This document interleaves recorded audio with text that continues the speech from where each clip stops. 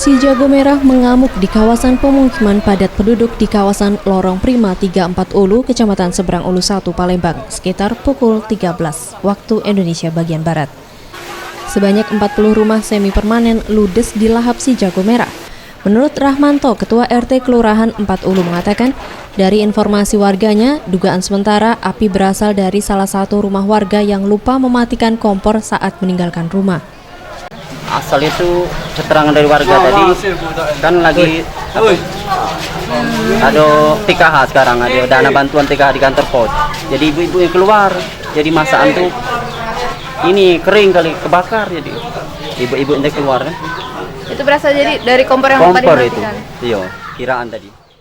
Salah satu korban kebakaran, Siti Waidah mengungkapkan, ia baru mengetahui rumahnya terbakar saat ditelepon oleh anaknya. Seluruh rumah dan hartanya habis terbakar. Namun beruntung keluarga berhasil selamat tanpa terluka sedikit pun.